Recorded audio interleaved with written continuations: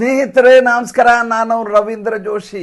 ಶಿವಸೇನೆ ಉದ್ಧವ್ ಠಾಕ್ರೆ ಬಣದ ಉದ್ಧವ್ ಠಾಕ್ರೆ ಅವರು ಒಂದು ಅತ್ಯಂತ ಅಚ್ಚರಿಯದಾದಂಥ ಹೇಳಿಕೆಯನ್ನು ಕೊಟ್ಟಿದ್ದಾರೆ, ವಿಲಕ್ಷಣವಾದ ಹೇಳಿಕೆಯನ್ನು ಕೊಟ್ಟಿದ್ದಾರೆ.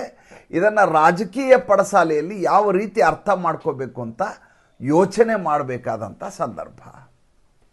ನಿಮಗೆ ಗೊತ್ತು, ಮೊನ್ನೆ ತಾನೇ ಸುಮಾರು 6 ಜನ MP ಗಳು ಇವರ ಬಣವನ್ನು ತೊರೆದು ಶಿವಸೇನೆ ಬಣದ ಜೊತೆ ಸೇರಿಕೊಂಡ್ರು. ಶಿವಸೇನೆ ಬಣದ ಜೊತೆ ಸೇರಿಕೊಂಡಿದ್ದಾರೆ ಅಂದರೆ ಅದರ ಅರ್ಥ NDA ಜೊತೆ ಹೋಗಿದ್ದಾರೆ ಅಂತ.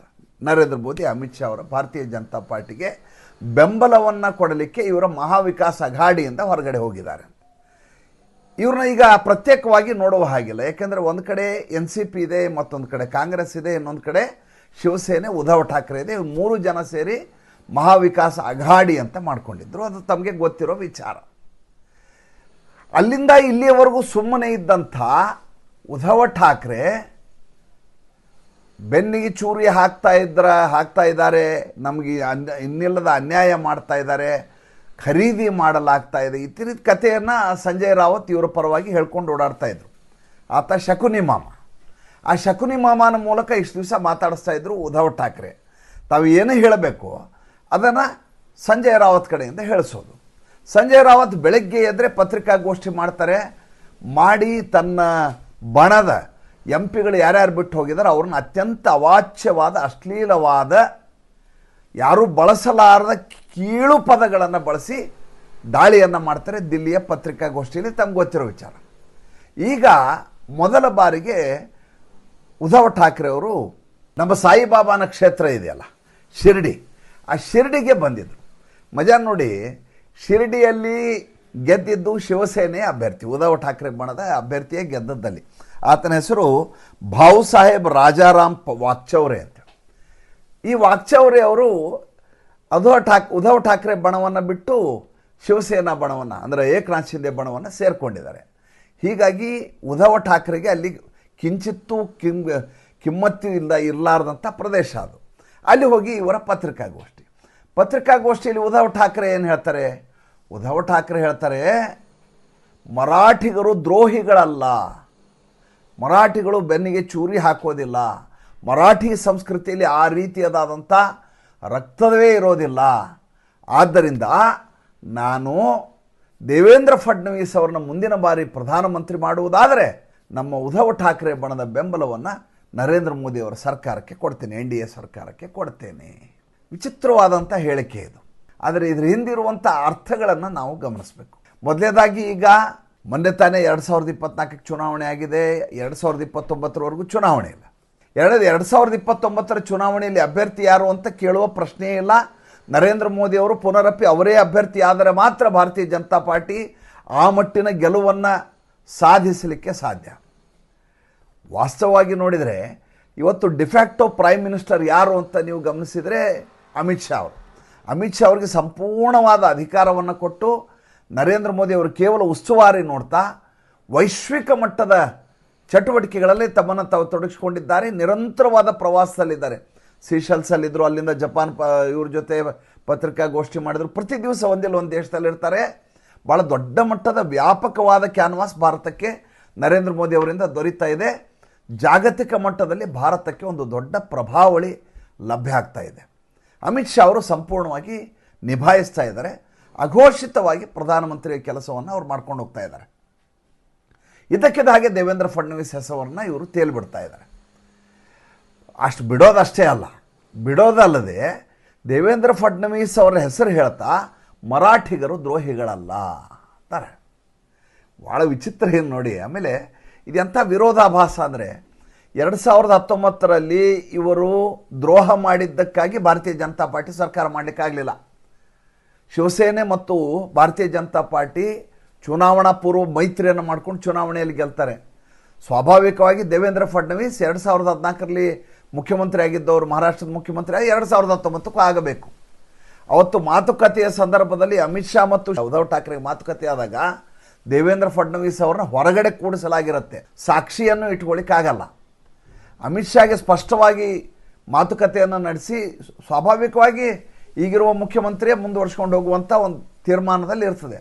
ಇದ್ದಕ್ಕಿದ್ದ ಹಾಗೆ ನಮಗೆ ಮುಖ್ಯಮಂತ್ರಿ ಹುದ್ದೆ ಕೊಟ್ಟರೆ ನಾವು ನಿಮ್ಗೆ ಬೆಂಬಲ ಕೊಡ್ತೀವಿ, ಇಲ್ಲದ್ರೆ ಇಲ್ಲ ಅಂತ, ಸರ್ಕಾರ ರಚನೆ ಸಾಧ್ಯ ಇಲ್ಲ ಅಂಥೇಳಿ ಸಂಜಯ್ ರಾವತ್ ಖ್ಯಾತೆ ಮಾಡ್ತಾರೆ. ಮುಂದೆ ನಡೆದ ವಿದ್ಯಮಾನ ನಿಮಗೆ ಗೊತ್ತು. ಮಹಾವಿಕಾಸ್ ಅಘಾಡಿ ಆಯಿತು. 39 ಜನ ಸದಸ್ಯರು 2023ರಲ್ಲಿ ಇದೇ ಉದ್ಧವ್ ಠಾಕ್ರೆಯನ್ನು ಬಿಟ್ಟು ಹೊರಟೋಗ್ತಾರೆ. ಬಿಟ್ಟು ಹೋದವ್ರು ಯಾರು? ಅವರೇನು ತಮಿಳರ, ಅವರೇನು ಕನ್ನಡಿಗರ, ಅವರೇನು ಸಿಂಧಿಗಳ ಅಥವಾ ಪಂಜಾಬಿಗಳ? ಅವರೆಲ್ಲ ಮರಾಠಿಗರೇ ತಾನೆ. ಮಹಾರಾಷ್ಟ್ರದಿಂದ ಆಯ್ಕೆಯಾಗಿ ಹೋದಂಥ MLAಗಳು ತಾನೆ. 39 ಜನ ಅಸ್ಸಾಮಿಗೆ ಹೋಗ್ತಾರೆ, ಹೋಗಿ ರ್ಯಾಡಿಸನ್ ಬ್ಲೂ ಹೋಟೆಲಲ್ಲಿ ಉಳ್ಕೋತಾರೆ. ಏಕನಾಥ್ ಶಿಂದೆ ಬಂದು ಮುಖ್ಯಮಂತ್ರಿ ಆಗ್ತಾರೆ. ಇದು ದ್ರೋಹ ಹೌದು ಅಲ್ವೋ ಅಂತ ನೀವು ಹೇಳಬೇಕೀಗ. ಮೊದಲು ನೀವು ದ್ರೋಹ ಮಾಡಿದ್ರಿ. ಸರ್ಕಾರ ರಚನೆ ಆಗುವ ಸರ್ಕಾರ ರಚನೆ ಆಗಲಾರದ ಹಾಗೆ ಒಬ್ಬ ಮರಾಠಿಗನಾಗಿ ನೀವು ದ್ರೋಹ ಮಾಡಿದ್ರಿ ಭಾರತೀಯ ಜನತಾ ಪಾರ್ಟಿಗೆ. ನೀವು ದ್ರೋಹ ಮಾಡಿದ ಮೇಲೆ ನಿಮಗೆ ದ್ರೋಹ ಆಗಲೇಬೇಕು, ಏಕೆಂದರೆ ಅದು ಕರ್ಮ ಸಿದ್ಧಾಂತ. ಏಕನಾಥ್ ಶಿಂದೆ ನಿಮಗೆ ದ್ರೋಹ ಮಾಡಿದರು, ಆಯಿತಾ? ಅಲ್ಲಿಗೆ ಮುಗಿಲಿಲ್ಲ. ಅದಾದ ಮೇಲೆ ಭಾಳ ವಿಚಿತ್ರವಾಗಿದೆ. ಶರದ್ ಪವಾರ್ ಅವರ ಅಣ್ಣನ ಮಗ ಶರದ್ ಪವಾರ್ಗೆ ದ್ರೋಹ ಮಾಡಿದರು, ಅವರು ಹೊರಟೋದ್ರು. ಇಲ್ಲಿ ನೋಡಿದರೆ ಏಕನಾಥ್ ಶಿಂದೆ ಬಣ ನಿಮ್ಮನ್ನು ಸಂಪೂರ್ಣವಾಗಿ ಮುಗಿಸಬೇಕು ಅಂತ ತೀರ್ಮಾನ ಮಾಡ್ಕೊಂಡು ಕೂತಿದ್ದಾರೆ. ನಿಮ್ಮ ಯಾವುದೇ ಸದಸ್ಯರು ನಿಮಗೆ ಇರಲಾರ್ದ ಹಾಗೆ ನೋಡ್ಕೋತಾ ಇದ್ದಾರೆ. ಈ ಮಧ್ಯೆ ಇನ್ನೊಂದು ಭಾಳ ದೊಡ್ಡದಾದಂಥ ಬೆಳವಣಿಗೆ ಆಗ್ತಾ ಇದೆ. ಅದೇನಪ್ಪ ಅಂದರೆ ದಿಶಾ ಸಾಲಿಯಾನ್ ಪ್ರಕರಣ. ನೆನಪಿರಬೇಕು ನಿಮಗಿದು. ಯಾವ ಶಾರುಖ್ ಖಾನ್ನ ಪರ್ಸ್ನಲ್ ಅಸಿಸ್ಟೆಂಟ್ ಆಗಿದ್ರೋ, ಬಲಗೈ ಬಂಟೆ ಆಗಿದ್ರೋ, ಅಂಥ ದಿಶಾ ಸಾಲಿಯಾನ್ ಆತ್ಮಹತ್ಯೆಗೆ ಈತನ ಮಗ, ಉದ್ಧವ್ ಠಾಕ್ರೆಯ ಮಗ ಆದಿತ್ಯ ಠಾಕ್ರೆಯ ಪಾತ್ರ ಇದೆ ಆಕೆಯ ಕೊಲೆಯಲ್ಲಿ. ಅದು ಆತ್ಮಹತ್ಯೆ ಅಲ್ಲ, ಕೊಲೆ ಅಂತ ಅವ್ರ ಕುಟುಂಬದವ್ರು ಹೇಳಿದ್ದಾರೆ. ಜುಲೈ 11ನೇ ತಾರೀಕು ಆ ಮೊಕದ್ದಮೆ ಮತ್ತೆ ಚಾಲ್ತಿಗೆ ಬರಲಿದೆ. ಏಕೆಂದರೆ ಈಗ ಪೀಠದಲ್ಲಿದ್ದಂಥ ನ್ಯಾಯಾಧೀಶರು ಹಿಂದೆ ಸರಿದಿದ್ದರಿಂದ ಪ್ರಕರಣಕ್ಕೆ ಸ್ವಲ್ಪ ಹಿನ್ನಡೆಯಾಗಿತ್ತು. ಈಗ ಮತ್ತೆ ಅದು ಚರ್ಚೆಗೆ ಬರ್ತಾ ಇದೆ. ಮತ್ತದು ವಿಚಾರಣೆ 11ನೇ ತಾರೀಕು ಶುರು ಆಗುತ್ತೆ, ಇದೇ 11ನೇ ತಾರೀಕಿಗೆ. ಈ ಮಧ್ಯೆ ಆದಿತ್ಯ ಠಾಕ್ರೆ ಒಂದು ದೊಡ್ಡ ಸ್ಟೇಟ್ಮೆಂಟನ್ನು ಕೊಟ್ಟಿದ್ದಾರೆ. ಇವರಿಗೆ ಪಕ್ಷ ಇಲ್ಲ, ಈಗ ಪಕ್ಷದಲ್ಲಿ ಕಾರ್ಪೊರೇಟರ್ಗಳಿಲ್ಲ. ಇರೋ ಕಾರ್ಪೊರೇಟರ್ಗಳೆಲ್ಲ ಬಿಟ್ಟು ಏಕನಾಥ್ ಶಿಂದೆ ಬಣಕ್ಕೆ ಬರಲಿಕ್ಕೆ ಸಿದ್ಧರಾಗಿ ಕೂತಿದ್ದಾರೆ. ಬೃಹನ್ ಮುಂಬೈ ನಗರ ಪಾಲಿಕೆಯಲ್ಲಿ MP ಗಳು ಬಿಟ್ಟು ಹೋಗಾಯಿತು, MLAಗಳು ಇಲ್ಲವೇ ಇಲ್ಲ. ಸಂಖ್ಯೆ ಭಾಳ ನಗಣ್ಯ ಸಂಖ್ಯೆ. ಆದಿತ್ಯ ಠಾಕ್ರೆ ಹೇಳ್ತಾರೆ, ಮುಂದಿನ ಚುನಾವಣೆಯಲ್ಲಿ ನಾನು ವಾರಣಾಸಿಯಲ್ಲಿ ನರೇಂದ್ರ ಮೋದಿಯವರ ವಿರುದ್ಧ ಸೆಣಸ್ತೇನೆ ಅಂತ ಆತ ಹೇಳ್ತಾರೆ. ಯಾರು? ಮಗ ಆದಿತ್ಯ ಠಾಕ್ರೆ. ಅಪ್ಪ ಹೇಳ್ತಾರೆ, ನರೇಂದ್ರ ಮೋದಿ ಅಭ್ಯರ್ಥಿ ಆಗಿರೋದಿಲ್ಲ, ದೇವೇಂದ್ರ ಫಡ್ನವೀಸ್ ಏನಾದರೂ ಅಭ್ಯರ್ಥಿ ಆದರೆ ನಾವು ನಿಮಗೆ ಬೆಂಬಲವನ್ನು ಈಗ ಕೊಡ್ತೀವಿ ಅಂತ ಹೇಳ್ತಾರೆ. ಅಂದರೆ ಎಷ್ಟು ಪ್ರೌಢಿಮೆ ಇರಲಾರದ ಅಪ್ರಬುದ್ಧವಾದಂಥ ರಾಜಕೀಯ ನಡೆಯನ್ನು ಇವರು ಮಾಡ್ತಾ ಇದ್ದಾರೆ ಅನ್ನೋದಕ್ಕೆ ಇದು ದೊಡ್ಡ ಸಾಕ್ಷಿ.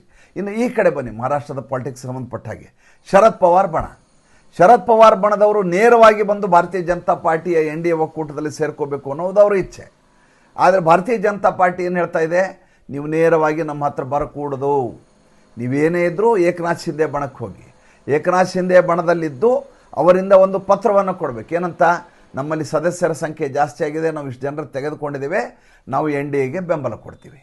ಆ ಪತ್ರ ಬಂದಾದಮೇಲೆ ಆ NDA ಒಕ್ಕೂಟದ ಭಾಗವಾಗಿ ಅವರು ಇರ್ತಾರೆ. ಭಾಳ ದೊಡ್ಡ ಮಟ್ಟದ ತುರುಸು ನಡೀತಾ ಇದೆ. ಯಾಕೆಂದರೆ ಈಗ ಮಾನ್ಸೂನ್ ಅಧಿವೇಶನ ಬರುತ್ತೆ. ಮಾನ್ಸೂನ್ ಅಧಿವೇಶನದಲ್ಲಿ ಭಾಳ ಮುಖ್ಯವಾದಂಥ ವಿಚಾರಗಳು ಈ ಸಲ ಚರ್ಚೆಗೆ ಬರ್ತವೆ. FCRA ಬಿಡಿ, FCRA ಈಗಾಗಲೇ ಅದರ ಪೋರ್ಟಲ್ ಕೂಡ ನಿನ್ನೆ ಲಾಂಚ್ ಮಾಡಿಬಿಟ್ರು ಅಮಿತ್ ಶಾ ಅವರು 2.0. ಜೊತೆಗೆ ಈ ಬಾರಿ ಕ್ಷೇತ್ರ ಪುನರ್ವಿಂಗಡಣೆ ನೋಡಿ ಎಷ್ಟು ಭಾಳ ಇಂಟ್ರೆಸ್ಟಿಂಗ್ ಆಗಿದ್ರೆ, 543 ಸೀಟ್ ಇದ್ದದ್ದು ಅದರ 1.5 ಪಟ್ಟು ಇನ್ನು ಅಂದರೆ 275 ಸ್ಥಾನಗಳ ಮತ್ತೆ ಸೇರಿಸಲಾಗತ್ತೆ. ಸುಮಾರು 800 ಜನ MP ಈ ದೇಶದಲ್ಲಿ ಆಗ್ತಾರೆ. ಆ ಕ್ಷೇತ್ರ ಪುನರ್ವಿಂಗಡಣೆ ಭಾಳ ದೊಡ್ಡದಾದಂಥ ಯಜ್ಞ ಅದು. ಅದನ್ನು ಮಾಡುವಂಥ ಬಿಲ್ಲನ್ನು ಈ ಬಾರಿ ಪಾಸ್ ಮಾಡಿಸ್ಕೊಂಡು ಕ್ಷೇತ್ರ ಪುನರ್ವಿಂಗಡಣೆ, ಮಹಿಳೆಯರ ಮೀಸಲಾತಿ 33%, one day one election, one nation one election, ಎಲ್ಲ ಪ್ರಮುಖವಾದಂಥ ಎಲ್ಲ ಬಿಲ್ಗಳು ಈ ಬಾರಿ ಪಾಸ್ ಆಗಬೇಕು ಅನ್ನುವಂಥ ಲೆಕ್ಕಾಚಾರ ಇದೆ. ಅದಕ್ಕೆಲ್ಲ 2/3 ಮೆಜಾರಿಟಿ ಬೇಕು. ಆ 2/3 ಮೆಜಾರಿಟಿಗೆ ಏನು ಬೇಕೋ ಅದೆಲ್ಲ ಕಡೆಯಿಂದ ಸಿದ್ಧತೆ ನಡೀತಾ ಇದೆ. ಈ ಮಧ್ಯೆ ಉದ್ಧವ್ ಠಾಕ್ರೆ ಈ ರೀತಿಯಾದ ಒಂದು ಹಾವನ್ನು ಬಿಡ್ತಾ ಇದ್ದಾರೆ. ಇವ್ರ ಮಾತಿಗೇನು ಬೆರೆ ಇರೋದಿಲ್ಲ, ಆದರೆ ಒಬ್ಬ ವ್ಯಕ್ತಿಯ ಹುಚ್ಚುತನ ಹೇಗಿರುತ್ತೆ ಅನ್ನೋದಕ್ಕೆ ಈ ಸಂಚಿಕೆಯಲ್ಲಿ ಒಂದಷ್ಟು ಮಾಹಿತಿಯನ್ನು ಕೊಟ್ಟೆ. ಮತ್ತು ಮುಂದಿನ ಸಂಚಿಕೆಯಲ್ಲಿ ಹೊಸ ವಿಷಯದೊಂದಿಗೆ ಬರ್ತೀನಿ. ಸಂಚಿಕೆ ಇಷ್ಟ ಆದರೆ ಲೈಕ್ ಮಾಡಿ, ಫಾಲೋ ಮಾಡಿ, ಶೇರ್ ಮಾಡಿ. ನಮ್ಮ ಮುಕ್ತ ಪತ್ರಿಕೋದ್ಯಮಕ್ಕೆ ಆರ್ಥಿಕವಾಗಿ ಬೆಂಗಾವಲಾಗಿ ನಮಸ್ಕಾರ.